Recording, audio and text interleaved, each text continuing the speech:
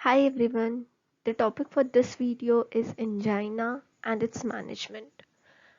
Under this topic, what all things we will cover is pathophysiology of angina, then types of angina, then its treatment, what are the treatment options available, and then finally the MCQs.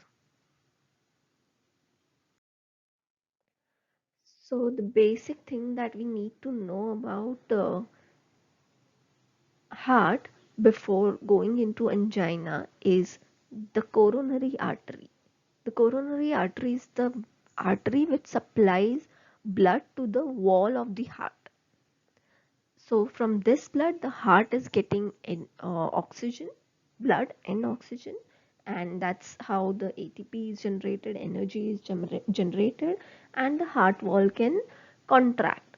So because of the contraction, the ventricle can pump the blood to the whole body. So that's how this coronary artery plays a very important role in contraction of the heart wall. That is the one which is providing energy.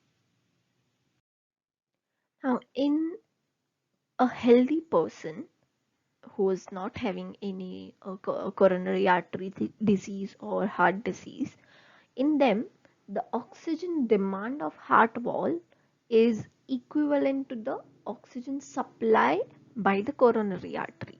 That means whatever amount of oxygen is required by the heart to pump the blood, that is being supplied by the coronary artery, and that's how the heart can function normally.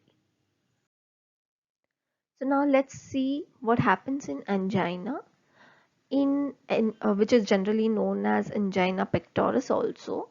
So angina means constriction of neck. Which neck? It's about coronary artery. So there is a constriction or in the coronary artery. Why? How? That we will see later. And pectoris means chest. So this is happening in the chest region. Now, why this is happening? Because of insufficient oxygen supply to the heart muscles. We have seen in the previous slides that coronary artery is the one which is supplying oxygen to the heart wall, and in healthy people this supply is equivalent or enough to the heart wall, to the requirement of the heart wall. But here, in case of angina, the supply is oxygen supply, blood supply is not enough to the heart muscles, which is leading to angina. What are the symptoms of angina? If you see, there is the heaviness in the chest, the discomfort, sometimes called pain also, below the sternum, which often radiates to the left shoulder. Now this pain which is realized in the chest area, that can be sometimes, we feel that it's radiating to the shoulder area, or sometimes even in the jaw, left jaw. So all these symptoms are related to angina. This is one major symptom. The chest pain is the major symptom, but apart from this, sometimes other minor symptoms which are not specific to angina can also be felt, which are nausea, dizziness, sweating, fatigue, a burning sensation in the chest, not exactly pain but somewhat burning sensation, feeling of fullness in the chest. So all these are the symptoms, non-specific symptoms of angina. Why in angina the blood supply from coronary artery is reduced to the heart wall?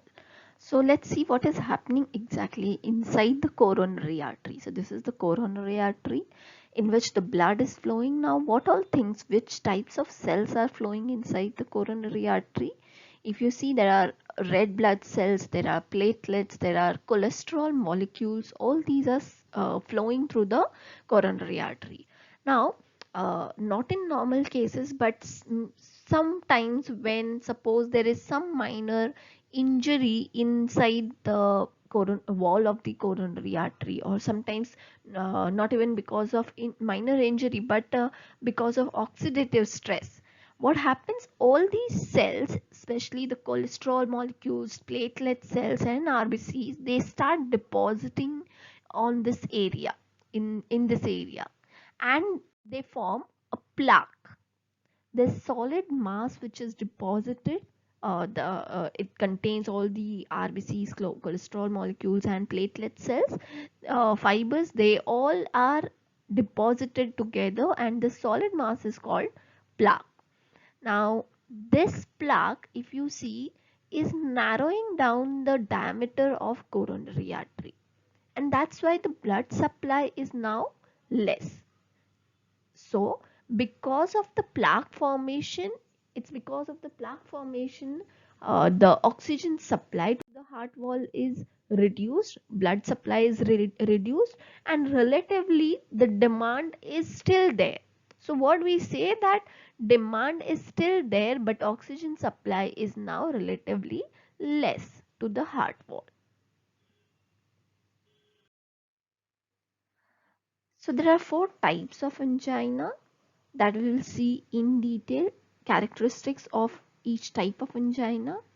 Here, the concept will remain same in all four, that is, the oxygen supply is relatively less to the heart wall compared to the oxygen demand of heart wall. The first type is stable angina, where you can see when the person is resting or not doing any strenuous activity where too much oxygen is required. So what is happening, whatever is the oxygen demand by the heart wall, that is being supplied to by the coronary artery, so there is no issue when the person is resting. But when the person is doing some strenuous activity, where exercise or dancing or any activity, where oxygen requirement is high by the body tissue, so oxygen, the heart has to function more. Okay, heart requires more oxygen, but in that case, due to plaque, the oxygen supply to the heart wall is not enough now. Okay, so this is called stable angina, where the person is resting. At that time, oxygen demand and supply are enough, equivalent, but when the person is doing activity, the oxygen supply is less compared to the demand. Stable angina is most common for type of angina. It follows a pattern, as we have already discussed, that the attack will only occur when the person is doing some strenuous activity, not when the person is resting. Why this is happening? Because the plaque is stable. The plaque is not moving. It's stuck to the wall of the coronary artery. Okay, so that's why it is following a pattern. Whenever there is strenuous activity, the oxygen supply will be less relative to oxygen demand. Here, when the person takes rest while doing activity, if he or she is getting anginal attack and patient is taking rest, this pain may disappear after few minutes, and this will not lead to heart attack, because so in stable angina you had seen the plaque was stuck to the wall, and it's not completely blocking the coronary artery, it's just reducing the diameter of coronary artery. So at least to some extent the blood is being supplied to the heart wall, oxygen is being supplied to the heart wall, it's not complete block. That's the reason why stable angina will not lead to heart attack. Okay, let's see one important concept, that's subendocardial crunch during anginal attack. So this is one thing which is aggravating anginal attack. Let's see how. So myocardium is perfused mainly during diastole, when there is relaxation in the ventricle. At that time, blood supply is happening through the coronary artery, the major blood supply. When there is systole, that is contraction, there is sharp decrease in perfusion, sharp decrease in blood supply to the myocardium. Why this is happening? This is happening because of squeezing forces of the contracting myocardium. When the myocardium is contracting, it's applying some squeezing forces, because of which the blood supply to the myocardium during systole is very less compared to during diastole. Why this is exactly happening? Because of the intraventricular pressure. So when the myocardium is contracting, there is intraventricular pressure generated, which opposes the coronary blood flow that we have discussed. The intraventricular pressure is forcing back the blood in the coronary artery. Now this intraventricular pressure is almost equal to the perfusion pressure. जितने pressure के साथ यहाँ पे blood flow कर रहा है coronary artery, उतना ही back pressure intraventricular pressure दे रहा है during systole. So that's why the blood is sent back. It's almost the supply is stopped because of this intraventricular pressure during systole.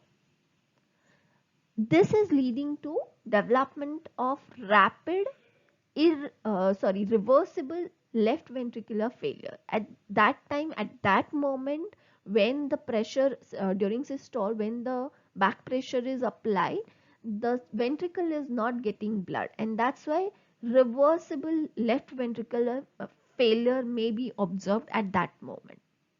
But this is reversible and it can be resolved by taking rest and by reducing myocardial workload. The subendocardial crunch is observed during angina only and not during in a healthy heart. The subendocardial crunch is observed during angina only in a person having that plaque in the coronary artery and not in a healthy person, in a healthy heart, because the plaque is reducing the blood flow and pressure in the coronary artery, and that's why it's observed only in angina. Now let's see unstable angina, the second type of angina. Why is it called unstable? So it does not follow a pattern. The pattern that was followed in stable angina, like when the person was resting, no attack; when the person is doing strenuous activity, attack was observed. That pattern is not followed in unstable angina. This can happen anytime. The people who get attacks during sleep, that might be because of unstable angina. So why this is not following a pattern? Because if you see here in the image, the plaque is the solid plaque. There is a crack in this plaque. Okay, now this plaque forms a flap. It's like the gate. Okay, it's when it's stuck to the wall, there is an opening for blood flow, but when this is moving this side, it's away from the wall, it's blocking the whole path of blood flow, right? Now this movement of plaque does not depend on activity, whether person is resting or sleeping. This can anytime move this way and anytime can be stuck to the wall, right? So because of this unpredictable movement of plaque flap, the coronary artery can be completely blocked at any time. Whenever it's completely blocked, the chest pain may be observed because of inadequate oxygen supply to the heart wall. And sometimes, if this is for more time, significant time, it's not going back to the wall, not opening the diameter, the path for blood supply, it might lead to heart attack also, because for some significant time the heart wall is not getting oxygen, so there will be heart attack. So unstable angina, in unstable angina the plaque is moving. It can anytime block the coronary artery completely, and that time we might observe anginal attack. And if this block is for some significant time, it may lead to heart attack. Next type is variant angina, which is rare. It occurs due to vascular spasm. So generally in stable and unstable angina, what happens? There is a plaque formation which is reducing diameter of coronary artery, and that's why blood supply is less, oxygen supply is less. But in variant angina, there is no plaque inside the coronary artery, but there is spasm in the wall of the coronary artery, because of which there is a constriction. The coronary artery is constricted and the diameter of the coronary artery is reduced. That's why the oxygen supply, blood supply to the heart wall is reduced. The last type of angina is microvascular angina, where in this case pain is very severe. And why this is happening? As the name is suggesting, microvascular, there is clogging of smaller arteries of the heart wall. So not the major coronary artery, but the smaller arteries which are supplying blood to the heart wall, spread inside the wall, they are clogged, and that's why the angina is happening, angina attack is happening. So we have seen all four types of angina. Now based on types of angina, let's see what do we aim with the treatment in these different types of angina. So in case of typical angina, like stable angina, what is the treatment goal? The goal is to reduce myocardial oxygen demand by decreasing heart rate, myocardial contractility, or ventricular wall stress. So we have to decrease these things in stable angina. In unstable angina, what is the aim for treatment? To increase myocardial blood flow by using antiplatelet agents, heparin, or coronary stents or coronary bypass surgery has to be done in severe cases. So here why we are aiming to give all these antiplatelet and heparin drugs, because in unstable angina we know that plaque can anytime move and completely block the coronary artery. So dissolving that plaque is one very important parameter or aim. By dissolving that plaque, we can increase the blood flow. This can be used in typical angina as well, but more prominently used in unstable angina. In variant angina, we have to prevent coronary vasospasm. So we have seen the different types of angina, pathophysiology, and goals of treatment in angina in part 1 of this topic. We'll see the treatment options available for angina in part 2.